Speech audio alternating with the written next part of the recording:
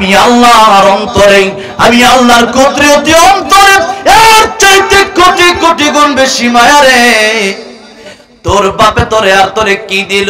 তোর বাপে তারে কথা বলার ক্ষমতা দেয় নাই রে, তোর বাপে তারে চলার ক্ষমতায় তোরে দেয় নাই রে।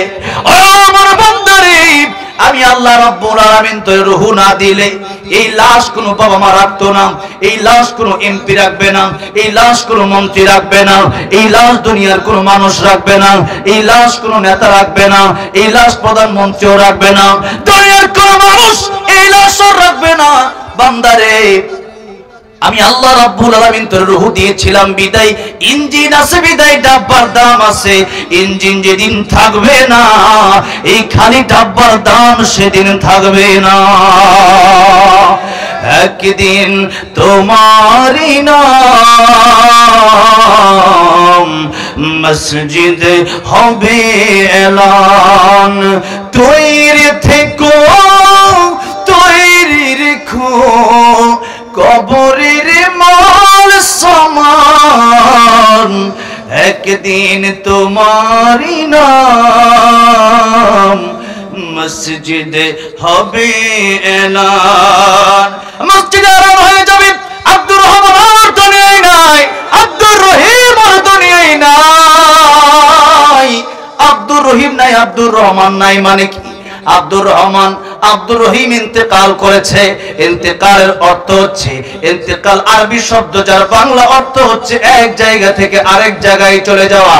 তার মানে নবীজি বলেন ওই কবরে যাওয়ার পরে আপনাকে যখন দাফন করা হবে, এরপরে 40 কদম হেঁটে যেতে যতক্ষণ সময় লাগে, এতক্ষণ সময়ের ভিতরে 2 জন ফেরেশতা আপনার কাছে চলে আসবে আর আপনাকে উঠায় বসাবে, জিজ্ঞাসা করবে মা রব্বুকা মান দীনুকা ওয়া মান হাদার রাজুল আল্লাযী বুইতা ফীকুম। রবের পরিচয় দাও, ধর্মের পরিচয় দাও। আর নবী দেখায় বলবে চিনো না কি উনি কে? আমার ভাইরা, আমার মুরব্বি ওয়াজিরা, যখন আপনারা উঠায় বসানো হবে, নবীজি বলেন কবরের উপর দিয়ে মানুষ হাঁটবে, ওই হাঁটার আওয়াজ কবরের ভিতরে মানুষটা শুনতে পারবে।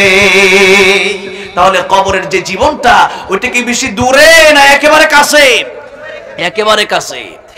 আমার ভাইরা, আমার মুরব্বি বাবাজিরা, তাই আল্লাহ রাব্বুল আলামিন সূরা মুলক নাজিল করলেন।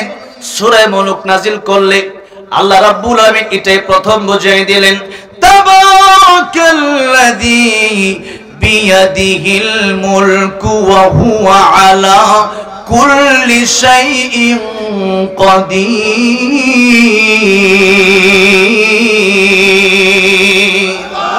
আল্লাহ রাব্বুল আলামিন বলেন মহিমাময় সেই সত্তা যার হাতে গোটা রাজত্ব, তার মানে মূল মালিক গোটা রাজত্ব। এই পৃথিবীর একচ্ছত্র মালিকানা কার? একচ্ছত্র মালিকানা কার? আল্লাহ হলেন মালিক, আর আমরা হলাম তার গোলাম। বলেন তো এবার, মালিকের কথায় গোলাম চলবে না গোলামের কথায় মালিক চলবে? মালিকের কথায় গোলাম চলবে। দোকানের মালিকের কথায় কর্মচারী চলে না কর্মচারীর কথায় মালিক চলে? মালিকের কথায় কর্মচারী চলে। আমার ভাইজান, আমার মুরব্বি বাবাজিরা, দুনিয়ার কোম্পানিগুলো তো দেখা যায় কোম্পানির মালিকের কথায় হাজার হাজার শ্রমিকরা উঠবস করে, এদেরকে যা বলা হয় তাই করে। কারণ কি? মালিক মাস শেষে বেতন দেয়।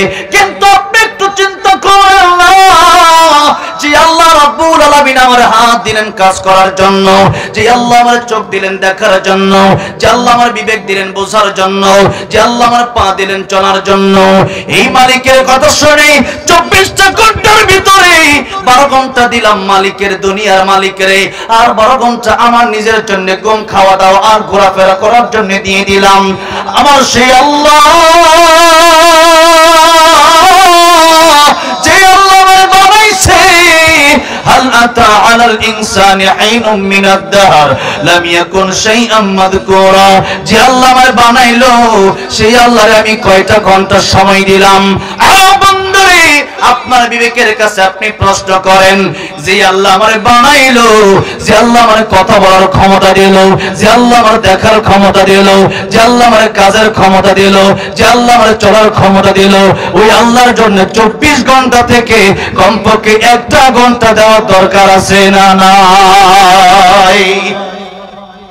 এই জন্য আযান যখন হয়ে যাবে, হাইয়া আলাস সালাহ,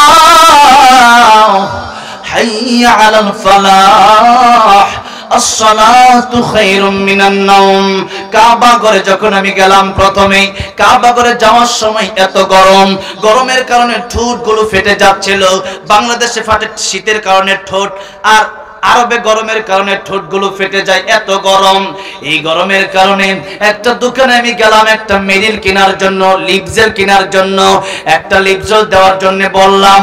দোকানটা খোলা, কিন্তু তিনি বললেন আমারে না, হাইয়া আলাস সালাহ, হাইয়া আলাস সালাহ, নামাজের দিকে আসো, কোরআনের দিকে আসো, এখন মেরিল কেনার সময় না, দোকান খোলা থাকবে কিন্তু মেরিল তোমারে আমি দেব না, তুমি যত লক্ষ টাকাই দাও মেরিল তোমারে আমি দেব না।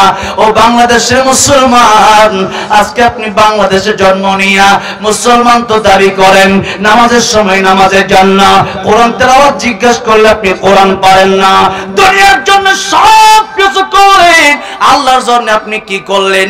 জীবন তো চলে গেল, 60 বছর 70 বছর অনেকে পার হয়ে গেল, এরপরও আপনার মুখে আপনি দাড়িটা কেন রাখলেন না? আপনার বউটা এখনো কেন পর্দা করে না? আপনার মেয়েটা এখনো কেন পর্দা করে না? আপনার দোকানে এখনো কেন সুদ চলে? আপনি কেন এখনো ঘুষ খান? আপনি কেন এখনো নেশা করেন? আপনি কেন এখনো মদ পান করেন? আপনি কেন এখনো সিগারেট খান? আপনি কেন এখনো নামাজে? আমার ভাইরা, আমার মুরব্বি বাবাজিরা, তাই আসুন আল্লাহ রাব্বুল আলামিন ইমানদারের ব্যাপারে বলেন, ওয়ালা তাহিনু ওয়ালা তাহজানু ওয়া আনতুমুল আ'লাউনা ইন কুনতুম মুমিনিন। মুমিন যদি হতে পারেন, ইমানদার যদি হতে পারে, আল্লাহ রাব্বুল আলামিন বললেন তোমাদের কোনো ভয় নাই, তোমাদের কোনো চিন্তা নাই, কারণ মুমিনের বন্ধু तमाम পৃথিবীর সবকিছু যদি মুমিনের শত্রু হয়ে যায়, মুমিনের একজন বন্ধু আছে, জোরে আওয়াজ দিয়া বলেন তিনি কে?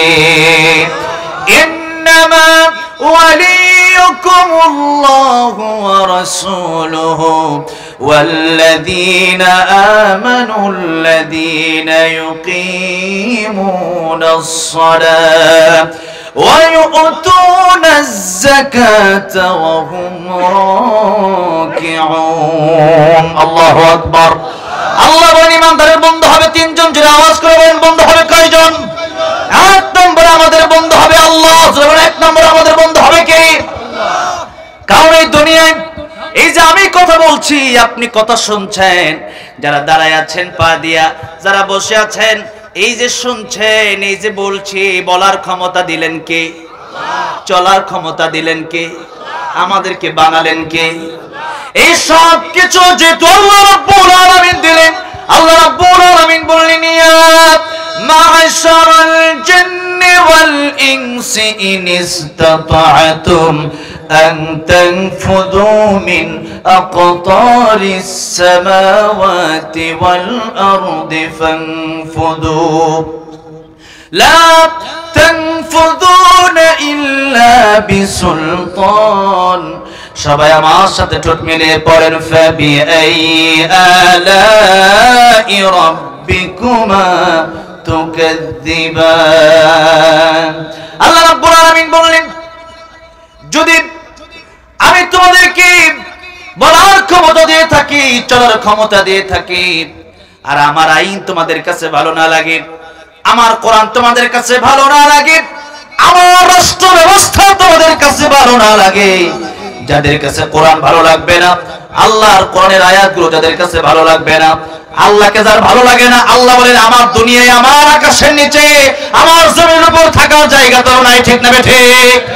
এই জন্য আমি জিজ্ঞাসা করতে চাই, এই বাংলাদেশের আকাশ জমিন কার? আর সেই দিল্লির আকাশ জমিন কার?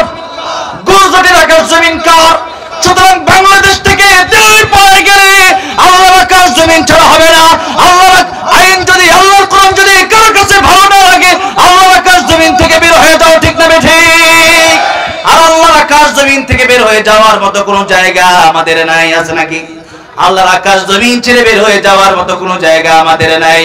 আল্লাহর আকাশ জমিন ছেড়ে বের হয়ে আপনি যাবেন কোথায়? অন্য গ্রহ যদি আপনি যান, মঙ্গল গ্রহ কার? সূর্য কার? চন্দ্র কার? বুধ গ্রহ কার? যা কিছু সবই তো আল্লাহর, আমারই তো বানাইছে আল্লাহ, ঠিক না বে ঠিক? বাপে সন্তানরে কইছে তুই বিয়াদবি করছ, বের হয়ে যা, বাইতে বের হ। সন্তান কই তোমার বাড়ি ছাড়া জায়গা নাই, ক যা, কই যাবি যা। সন্তান চলে গেছে নানির বাড়ি, বাপে কই তোর নানির বাড়ি হওয়ার আগে এটা আমার শ্বশুর বাড়ি, যে ছেলে আমার কথা শুনে না বের হোক, ওই ছেলে আমার শ্বশুর বাড়িতে থাকতে পারবে না। কারণ নানির বাড়ি আগে না শ্বশুর বাড়ি আগে? বাপে যদি বিয়ে না করতো তাহলে কি তার নানির বাড়ি হইতো? হইতো না। বাপে কয় না, আমার শ্বশুর বাড়ি আগে, তোর নানির বাড়ি পরে, যা, যে ছেলে আমার কথা শুনে না আমার শ্বশুর বাড়ি থেকে বের হয়ে যায়। এবার ছেলে কয় তোমার শ্বশুর বাড়ি ছাড়া কি যাওয়ার আর জায়গা নাই? এবার গেছে খালার বাড়ি, বাপে গিয়া কয় এটা আমার শালির বাড়ি, এটা আমার ভাইরার বাড়ি, তোর খালার বাড়ি পরে, তোর খালুর বাড়ি পরে, আগে আমার, ঠিক না বে ঠিক? যে ছেলে আমার কথা শোনে না ওই ছেলে বের হয়ে যা, আমার শালির বাড়ি থাকার জায়গা নাই। এবার কয় তোমার শালির বাড়ি ছাড়া, তোমার ভাইরার বাড়ি ছাড়া কি আর জায়গা নাই? এবার গেল ফুফুর বাড়ি, কি সামনে গেল না পিছে গেল, কাছে গেল না দূরে গেল? কাছে গেছে। আগে তো ছিল হ্যাঁ দুঃসম্পর্ক, এটা তো রক্তের সম্পর্ক ছিল না। আর এখন ফুফুর বাড়ি, বাপের একবার রক্ত, হ্যাঁ মায়ের বাপের রক্তটা লেগে আছে, ফুফুর বাড়িতে আসছে। এরকম ঘটনা ঘটে নাই? অনেকেরই ঘটছে। এবার বাপে কয় এটা তোর ফুফুর বাড়ি পরে, আগে আমার বোনের বাড়ি, ঠিক না বে ঠিক? আগে আমার বোনের বাড়ি, যে ছেলে আমার কথা শুনে না ওই ছেলে আমার বোনের বাড়ি থাকার অধিকার তার নাই। এবার তার হুঁশ ফিরে আসছে, ডাক দিয়ে বলল বাবা ভুল করেছি, বেয়াদবি করেছি, অন্যায় করেছি, অপরাধ করেছি, আমি বুঝতে পেরেছি। ও বাবা যেখানেই যাব সেখানেই তো দেখি তোমার বন্ধু আগে, তোমার আত্মীয় স্বজন আগে। ও বাবা সে তো পরের কথা, যদি তুমি আমার জন্ম না দিতে এই পৃথিবীর সুন্দর মুখ আমি দেখতে পারতাম না। ও বাবা ভুল করেছি, বেয়াদবি করেছি, আমারে মাফ করে দাও। এবার বাবা ডাক দিয়া বলে সন্তান রে, আমি তো তোর বাড়ি থেকে বের হয়ে যাওয়ার জন্য বলি নাই, সন্তান রে আমি তোর বাড়ি থেকে বের হওয়ার জন্য বলেছিলাম এই জন্য যাতে করে তুই আমার কাছে ক্ষমা চাস। এই ক্ষমা আজকে তুই এক সপ্তাহ পরে চাইলি, এক সপ্তাহ আগে ক্ষমা চাইলে আমি বাবা তোরে মাফ করে দিতাম। সুবহানাল্লাহ। বাবার মনে মায় আল্লাহ দিলেন। বাবা কিন্তু আসলে কিন্তু বাড়ি থেকে বের হয়ে যাওয়ার জন্য বলে না, আসলে বাপ মাকে আসলে বাড়ি থেকে বের হয়ে যাওয়ার জন্য বলে নাকি সন্তানকে? সন্তান যেন মাফ চায়, সন্তান যেন তার ভুল স্বীকার করে, এই জন্যই বাবা বলে যে সন্তান তুই একটু আমার কাছে মাফ চাইলে তো আগেই তোরে মাফ করে দিতাম। আমি জানি তুই আমার বাড়ি ছাড়া কই যাবি, আর কতদিন থাকবে, তোরা কেউ রাখবে না, 3 দিন 4 দিন 5 দিন বন্ধুদের পরে আর তোরে রাখবে না। এবার বাপে তারা সোমা দেয়, একবার কপালে, একবার ঠোঁটে, একবার গালে, বাড়িতে নিয়ে যায়, একবার করে নেয়, একবার নিচে নামে, একবার চিপস কিনা দেয়, একবার আইসক্রিম কিনা দেয়, একবার চকলেট কিনা দেয়, কত আদর, আদরের শেষ নাই, ঠিক না বেঠে? হাজী কুমরুল রাধানগর পূর্বপাড়া জামে মসজিদের উন্নতি কল্পে আজ সিরাজগঞ্জ রোড হাজী কুমরুল ইন্টারচেঞ্জ হাইওয়ে থানার উত্তর পাশে মাহফিল হচ্ছে। কত সুন্দর, কোনো বাধা আছে? এটাকেই বলা হয় স্বাধীনতা, ঠিক না বে ঠিক? আলহামদুলিল্লাহ। এক সময় আমরা থানা থেকে 20 কিলো 50 কিলো দূরে মাহফিল করেছি, সেই মাহফিলে বাধা দিয়েছে স্বৈরাচারের গোষ্ঠীরা, সেই মাহফিলগুলোতে বাধা দিয়েছে ওসিডি সিএসপি, ঠিক না বে ঠিক? আজকে হাইওয়ে থানার উত্তর পাশে সিরাজগঞ্জ হাজী কুমরুল মাহফিল হচ্ছে, কোন বাপের বেটার ক্ষমতা নেই আল্লাহর করে মাহফিল বন্ধ করতে, ঠিক না বে ঠিক? যে মাহফিল বন্ধ করতে আসবে হাত ভেঙে দেওয়া হবে। আজ ঠিক করে দাও, হাত উঠে দেখা। নারে তাকবীর, নারে তাকবীর, আল কোরআনের আলো, দুনিয়ার মুসলিম, ভারতের দালালেরা হুঁশিয়ার সাবধান, নারে তাকবীর। কোরআনের মাহফিলে কথা বলার জন্য আগে ডিসির কাছে, এসপির কাছে, ওসির কাছে, নেতার কাছে, খেতার কাছে যাওয়া লাগতো, সেই দিন আর নাই। এখন কোরআনের বাংলাদেশ মেইন রোডের সাথে মাহফিল হচ্ছে আজকে, আলহামদুলিল্লাহ। এমন সোনার দেশ, তারা ভেবেছিল 2041 সাল পর্যন্ত কারো ক্ষমতা নাই, কারো ক্ষমতা নাই, কিন্তু আমার আল্লাহর ক্ষমতা আছে না নাই? আমার আল্লাহর ক্ষমতা আছে না নাই? আমার আল্লাহর কোরআনের বিরোধিতা যারাই করবে বাংলার জমিনে তাদের জায়গা হবে না। মুসলমান ঠিক না বেঠে? হাসিনা যেরকম দিল্লি গিয়ে জায়গা তার জমায় নিয়েছে, বাংলার জমিনে কোরআনের বিরোধিতা করলে তারাও বাংলাদেশ থাকতে পারবে, দিল্লিতে গিয়ে থাকা লাগবে। আল্লামা সাঈদী বলেছিলেন কোরআনের বিরোধিতা করবে না। আমাদেরকে মৌলবাদী বলে, কেন বলে? যে আমরা শিমুলে, আমরা মূল থেকে ওই থাকো গাছের আগায়। আমরা 12 কোটি, তখন ছিল 12 কোটি, এখন 20 কোটি। আমরা নারা দেব, মাওবাড়ি দিল্লি গিয়া পড়বা। আজকে বাংলাদেশে সেই দিল্লি থেকে চাবি ঘোরানো হচ্ছে সংখ্যালঘু নাম দিয়া। আমরা নাকি হিন্দুদেরকে আমরা নাকি কষ্ট দেই, আমরা নাকি হিন্দুদের নিরাপত্তা দিতে পারি না। কিন্তু আপনাদেরকে জিজ্ঞাসা করতে চাই, হিন্দুরা আগের চেয়ে এখন নিরাপদে কম আছে না বেশি আছে? এটা হিন্দুরাই বলেছে। আজকে কিছু হিন্দুদের মাধ্যমে, এটা হিন্দু আমি বলবো না, এটা কোনো ধর্মের দোষ আমি দেব না। হিন্দু অনেক লোক আছে যারা ভালো, যেমন পিনাকি ভট্টাচার্য একজন হিন্দু, কিন্তু সূরা আসরের তাফসীর শুনলে আপনি অবাক হয়ে যাবেন যে এই হিন্দু বেটা এত সুন্দর সূরা আসরের তাফসীর করে কেমন। আল্লাহু আকবার। আল্লাহ তুমি পিনাকি ভট্টাচার্যকে হেদায়েত দিয়ে দাও, যেরকম আমি। বর্তমানের আবু তালিব আপনি বলতে পারেন, নবীর চাচা আবু তালিব, তিনি যদিও মুসলিম হন নাই কিন্তু নবীর পক্ষে ছিলেন কি ছিলেন না? 3টা বছর জেল খাটছেন। এই পিনাকি ভট্টাচার্য আর সাংবাদিক ইলিয়াস হোসেন তারা মুসলমানদের পক্ষে আছে কথা বলছে, এবং আমাদের কয়েকদিন পরে এই ভারত আমাদের দেশের যে ক্ষতি করছে, পৃথিবীর কোন রাষ্ট্র বাংলাদেশের তো ক্ষতি করে নাই। আর সেই ভারতকে যারা বন্ধু বানাইছে নিঃসন্দেহের আমাদের শত্রু ছিল, তাতে কোনো সন্দেহ নাই। সুতরাং ভারতকে যারা কাছে টানবে, ভারতকে যারা কলিজার বন্ধু মনে করবে, এরা বাংলাদেশের বন্ধু, তারা বাংলাদেশের চির শত্রু হয়ে থাকবে। ঠিক না ঠিক? আজকে যারা খুনি, যারা স্বৈরাচার, যারা কোরআন বন্ধ করছে, যারা আল্লামা সাঈদীকে শহীদ করে দিল, যারা কোরআনের ময়দানে যারা কথা বলো, তাদেরকে বছরকে বছর যুগের পর যুগ যারা জেল কারাগার ভোগ করালো, এদেরকে যারা জায়গা দিল, এরা কি আমাদের বন্ধু নাকি? খুনিকে আপনি আমার দেশে পাঠিয়ে দিবেন, আমেরিকা জায়গা দেয় না, মিডল ইস্ট জায়গা দেয় না, কানাডা জায়গা দেয় না, আর তারা জায়গা দিয়ে দিছে। তার মানে এই দেশের যে কোটি কোটি টাকা জনগণের নষ্ট হয়েছে সব ওই দিল্লিতেই পাঠানো হয়েছিল। আল্লাহ যেন এরকম স্বৈরাচার জালেম থেকে বাংলাদেশকে আজীবন এখন থেকে হেফাজত করেন, বলেন আমিন।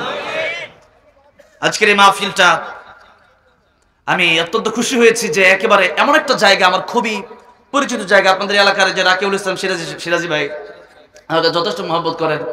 আমি এইদিকে গেলে আমাকে বসাবে, বুট খাওয়াবে, তারপরে বুরিন্দা খাওয়াবে আর পেঁয়াজু খাওয়াবে। তো এই সিরাজগঞ্জে এই হাটি কুমড়োলে আমার অনেক সময় কেটেছে। তো আলহামদুলিল্লাহ আপনাদের এই এলাকার, আপনাদের মসজিদের সাবেক খতিব আমার প্রিয় ভাই আলোচনা করেছেন মাওলানা আব্দুল কুদ্দুস সিদ্দিকী লালমনিরহাট। আমি লালমনিরহাট ভাইয়ের জেলা ওই লালমনিরহাট নীলফামারী থেকে আমি মাহফিলটায় আসলাম। আমি আর ভাই একসাথে ফ্লাইটে গিয়েছিলাম, আমাদের দিনাজপুরে প্রোগ্রাম ছিল। তো আজকে ভাইয়ের আসতে অনেক কষ্ট হয়েছে, আমার কষ্ট হয়েছে। আমার প্রোগ্রাম ছিল গতকাল ঠাকুরগাঁও পীরগঞ্জ, সেই ঠাকুরগাঁও থেকে সৈয়দপুর ফ্লাইট থেকে ঢাকা থেকে যে এখানে আসলাম। তো আব্দুল কুদ্দুস ভাই বললো যে এই এলাকায়, আমি বললাম এই এলাকায় আপনার বলা লাগতো না, যারাই আসবে তাদেরকেই দিব, কারণ এই সারা বছর যতগুলো প্রোগ্রাম আমার থাকে 50টা 60টাই সিরাজগঞ্জের ভিতরে। আলহামদুলিল্লাহ বলেন। আমি ঘুরে ঘুরে বাংলাদেশে বলি যে বাংলাদেশে যে কোনো জেলায় প্রোগ্রাম মিস করলে এই জেলায় প্রোগ্রাম মিস না হয়, কারণ মানুষের যে আচার ব্যবহার ভালোবাসা আসলে মনে হয় নিজের বাড়িতে আসছে। এই জন্য এই এলাকাগুলোতে আমি এমনিও আসার চেষ্টা করি, বা অন্য জেলাগুলোতে ঢুকলেও নাটোর, পাবনা, নওগাঁ, রাজশাহী, রংপুর ঢুকলে এদিকে আমি এসে বসে একটু চাটা খেয়ে যাই। তো আলহামদুলিল্লাহ এলাকার অনেক মানুষের সাথে আমার একটা লম্বা সম্পর্ক। বিশেষ করে আব্দুল কুদ্দুস সিদ্দিকী ভাই যদিও লালমনিরহাটের, কিন্তু এই এলাকায় দীর্ঘদিন ছিলেন। আমার ভাই আমার এলাকার মসজিদের খতিব, এখন বড়বাড়ি মসজিদের খতিব। আল্লাহ আমার প্রিয় আব্দুল কুদ্দুস সিদ্দিকী ভাই আরেকটা মাহফিল রেখেছেন, তখন তাড়াহুড়া করে চলে গেছেন। আমার সাথে আমার আরেক বক্তা ভাই আছে শহীদুল হক আনসারী, আমার ইন্ডিয়ার সাথে, আমি ইন্ডিয়া ওয়াজ করার সময় ভাই আমার সাথে যায়, খুব ভালো আলোচনা করেন। ভাবছিলাম সময় থাকলে দেবো, কিন্তু আবার হুট করে মানুষ যদি চিন্তা করে যে আসছে কি আসছে না, সেই কারণে তাড়াহুড়া করে আমি উঠে গেলাম। একটু লম্বা সময় যদি আমি দিই, আপনারা কি বসতে রাজি আছেন? কষ্ট হবে? আলহামদুলিল্লাহ। সিরাজগঞ্জের মানুষ প্রতিদিন মাহফিল হচ্ছে, কি করবে? প্রতিদিন 5টা 7টা করে, যে রাস্তায় আসতে কতগুলো মাহফিল যে আপনি যাবেন আর দেখবেন 10 কিলো পরে পরে মাহফিল। আলহামদুলিল্লাহ। তো এই জন্য মুসলমান আমরা, ইমানদার আমরা, আমাদের এই সময়টা আসছি, আল্লাহ আমাদেরকে দিয়েছি কোরআনকে, আল্লাহকে সময় দেওয়ার জন্য, কোরআনকে সময় দেওয়ার জন্য, কোরআনের আইনগুলো মেনে নেওয়ার জন্য। এই জন্য আমরা যতক্ষণ থাকবো আল্লাহর ভালোবাসায় থাকবো, এক একটা আয়াত শুনবো। আল্লাহ 100 রাকাত নফল নামাজ পড়লে যে সওয়াব হতো, এক একটা আয়াত যদি আপনি শিখে যেতে বাড়িতে যেতে পারেন, আল্লাহ 100 রাকাত নফলের চাইতে বেশি সওয়াব দিয়ে দিবে। আপনারা কি কেউ আছেন নাকি যে প্রতিদিন 100 রাকাত নফল নামাজ পড়েন? আছেন? আমাদের দেশে আগে একজন ছিল, তিনি 70-80 রাকাত করে তাহাজ্জুদ পড়তো। আমরা 10 রাকাত পড়তে পারি না, উনি 70-80 রাকাত করে পড়ে ফেলায়। আবার সৌদি গিয়া দেখি কাবা শরীফের পাশে সিগারেটও খায়। আল্লাহ, পালাইছে, এখন তো দেশে নাই। যেটি কইছে পালাবো না, ওটি পালাইছে। ঠিক না? ঠিক। তাহলে 100 রাকাত করে নফল নামাজ আমাদের আমল নামায় আসবে যদি এক একটা আয়াত শিখে যেতে পারি। আমি আমার আলোচনাগুলোর ভিতরে আমি আল্লামা সাইদিকে ফলো করি। কাকে ফলো করি? আল্লামা সাইদি রহমাতুল্লাহ আলাইহি। আল্লামা সাইদির চেয়ে বড় মুফাসসির বাংলাদেশে আমি কাউকে মনে করি না। আপনারা কি মনে করেন নাকি? আপনারা মনে করলেও আমি মনে করি না, কারণ বাংলাদেশে সবচেয়ে বেশি কোরআনের আয়াত যিনি বলতেন, কোরআনের তাফসীর যিনি করতেন, আসলে যিনি তাফসীর করতেন, তিনি হচ্ছেন আল্লামা সাইদি কোরআনের পাখি। ঠিক না বেটা? হক কথাগুলো তিনি বলতেন। তিনি আমার সাথে দেখা হয়েছিল কাতারে, শামীম সাইদি হাফিজাহুল্লাহ। এরপর আমার আবার বগুড়াতে মাওলানা আব্দুল আমিন সাহেবের মাদ্রাসার মাহফিলে আমাকে দাওয়াত করেছিলেন, সেখানে শেষ আলোচনা আমি রেখেছিলাম। শামীম সাইদি হাফিজাহুল্লাহ আমাকে কাতারে গিয়ে বলেছিলেন যে আল্লামা সাইদি যখন কোরআনের কথাগুলো বলছিলেন, তখন চুরির বিরুদ্ধে বলেছেন, স্বৈরাচারের বিরুদ্ধে বলেছেন, জালেমের বিরুদ্ধে বলেছেন, কোরআনের পক্ষে কথাগুলো বলেছেন, মদের বিরুদ্ধে বলেছেন, জুয়ার বিরুদ্ধে বলেছেন, এই দেশের পতিতালয়ের বিরুদ্ধে বলেছেন। যখন এই কথাগুলো বলেছেন, তার ব্যবসা আউট হয়ে যাচ্ছিল।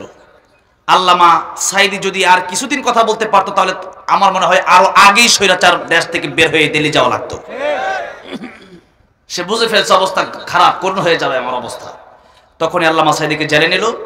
নেওয়ার পরে বলা হলো যে আপনি জামাত ইসলামী ছেড়ে দেন, আপনি ইসলামী আন্দোলন বন্ধ করে দেন, আপনি আপনার মতো মিঠা মিঠা কথা বলেন, আমরা কিচ্ছু বলবো না। আল্লামা সাইদি বলেছিল, জীবন চলে যেতে পারে, তবু আমি আমার হক কথা ছাড়বো না। আল্লাহু আকবার। 13 বছর কারাগারে কাটিয়ে দিলেন। কত বছর? 13 বছর। 13 বছর কারাগারে কাটালেন। এরপরও একটা সেকেন্ডের জন্য বাতিলের কাছে মাথা নত করেন নাই। এরকম একজন আল্লাহর ওলি আমরা এই বাংলাদেশে পেয়েছিলাম, কিন্তু বড় আফসোস, আমি বড়ই আফসোস করি যে ওনাকে আমি দেখতে পারি নাই। আল্লামা যারা এই দেশে আলোচনা করেন, বর্তমানে অনেকের বয়স আছে, আলোচনা করেন, অনেকে ফলো করেন। তো একজন কি ফলো তো অবশ্যই করতে হবে। যেমন আমাদের নেতা, সবচেয়ে বড় নেতা বিশ্বনবী মুস্তাফা। ঠিক না? ঠিক। আমার নেতা, যেই নেতার ব্যাপারে সার্টিফিকেট দিয়েছেন কে? দিয়েছেন কে সার্টিফিকেট? আল্লাহ রাব্বুল আলামিন বললেন, ওয়া ইন্নাকা লাআলা খুলুকিন আযীম। এমন চরিত্র আল্লাহ রাব্বুল আলামিন দান করলেন, যে চরিত্র আমাদেরকে এমন শিক্ষা দিয়েছে যে নবীজিকে ইহুদি থাপ্পড় দিয়েছে, কিন্তু নবীজি কি থাপ্পড়ের বদলে থাপ্পড় দিয়েছেন? উত্তম আচরণ দিয়েছে। উত্তম আচরণ দিয়েছে। ইহুদি কালিমা পড়ে মুসলমান হয়ে গেছে। সুবহানাল্লাহ। এই ছিল নবীর আদর্শ। নবীজিকে পাথর মেরেছে, নবী উল্টা দোয়া করেছে তাদের হেদায়েতের জন্য। এই ছিল নবীর আচরণ, এই ছিল নবীর আখলাক। জীবনে কোনোদিন দুষ্টুমি করে একটা মিথ্যা কথা বলেন নাই যে নবী। আমার ভাইরা, আমার মুরব্বী রাহমাতুল লিল আলামিন নবী হয়ে তিনি বকরি চড়িয়েছেন। রাহমাতুল লিল আলামিন নবী হয়ে তিনি কুয়া থেকে পানি উঠায় মানুষের জমিনে কৃষি কাজ করেছেন। সুবহানাল্লাহ। আপনারা যারা কৃষি আছেন, আপনারা হলেন নবীর উত্তরসূরি। আপনারা কার উত্তরসূরি? নবীর উত্তরসূরি, কারণ নবীজি ছিলেন কৃষি। সুবহানাল্লাহ। আমরা নবীর আদর্শ মেনে আমাদের জীবনকে আল্লাহ পাক গঠন করার তৌফিক দান করেন, বলেন আমিন। আজকের সভাপতি জনাব হাজী আব্দুর রশিদ সাহেব, আপনি তো না? আলহামদুলিল্লাহ, কত সুন্দর সভাপতি, চেহারা দেখলে মন ভরে যায়। আমাদের দেশগুলোতে একসময় সভাপতি থাকতো এরকম সুর সুট্টা ছাচর গুলো, ঠিক না বেঠে? গাঁজা খায়া মাহফিলে উঠতো। আমার একদিন এক সভাপতি আমার বলতেছে, হুজুর কেমন আছেন, দোয়া করেন। আমি মুখের ভিতরে এত গন্ধ, তো কি শব্দ। আর যখন সুদ আর ঘুষ আর নেশার বিরুদ্ধে কথা বলতাম, খালি দেখলাম খালি দাঁতা শুধু কিরকির করতো, কি বলবে না বলবে। আর শুধু মাহফিলে বাধা আছে, বাধা ছিল আলহামদুলিল্লাহ। এখনো যেগুলা বাধা দেয় এগুলার ওই স্বৈরাচারের পেটাতা, এগুলার আগে মায়ের দিবেন, পরে বিচার হবে। আগে ডাইরেক্ট মায়ের হবে। কি হবে আগে? ডাইরেক্ট মায়ের। আলহামদুলিল্লাহ, সভাপতি সাহেব তিনি প্রোপাইটার মেসার্স ভাই ভাই ট্রেডার্স, আল্লাহ ব্যবসায় বরকত দান করেন, জুড়ে বলেন আমিন।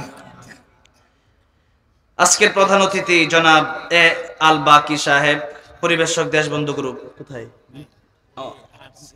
চলে গেছে, আল্লাহ রাব্বুল আলামিন ওনাকে এক হায়াত দান করেন, বলেন আমিন। আজকের বিশেষ অতিথি আলাউদ্দিন সরকার, প্রধান উপদেষ্টা অত্র মসজিদ। আলহামদুলিল্লাহ, দেখেন কত সুন্দর, প্রত্যেকটা ব্যক্তির চেহারা দিকে তাকালে ভালো লাগে, কি লাগে না? আলহামদুলিল্লাহ, আল্লাহ কবুল আর মঞ্জুর করেন, বলেন আমিন। আল্লাহ নেক হায়াত বাড়ায় দেন, বলেন আমিন। আলোচনা করেছেন মাওলানা জাকারিয়া বিন হুসাইন সাহেব, মুহাদ্দিস মাওলানা মোহাম্মদ সাদ্দাম হোসেন সিরাজি সাহেব, আমাদের আপনাদের অত্র মসজিদের যিনি খতিব, আমার ভাই। আলহামদুলিল্লাহ, ওনার একজন সন্তানই তো না? হ্যাঁ, দুইজন, মাশাআল্লাহ, দেখতে একেবারে কম বয়স, আমার মতো দেখা যায়। আলহামদুলিল্লাহ, জাকারিয়া ভাইকে আল্লাহ কবুল আর মঞ্জুর করেন, বলেন আমিন। আরো অনেকেই কথা বলেছিলেন, বিশেষ করে আমার জানে রাকিব সাহেব সহ অনেকেই এখানে উপস্থিত আছেন, যারা এখানে কথা বললে আমি শুনতে পারলে আমি নিজেকে ধন্য মনে করতাম। আজকে যারা এসেছেন আপনারা অনেক যোগ্য মানুষ, আমি অযোগ্য মানুষ।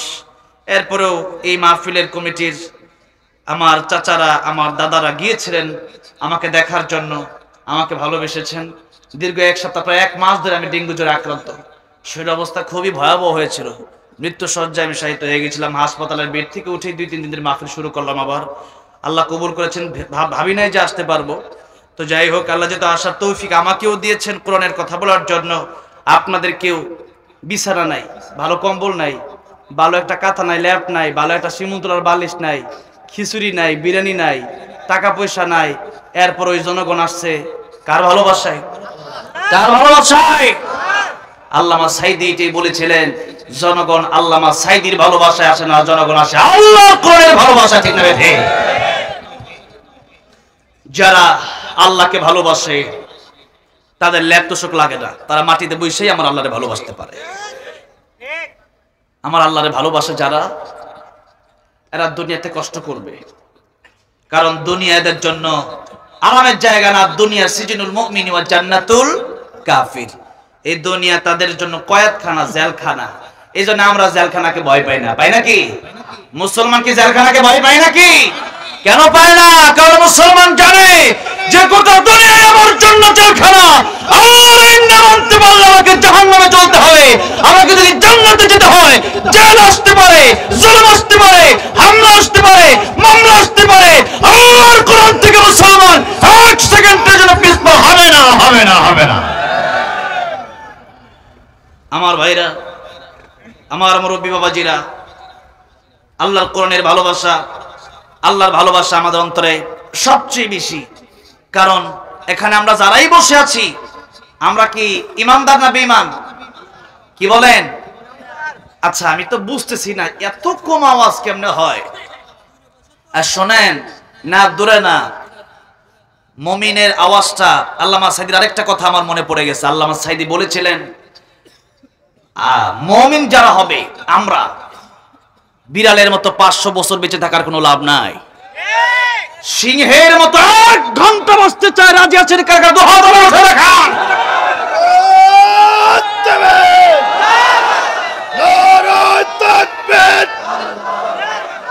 ইসলামের শত্রুরা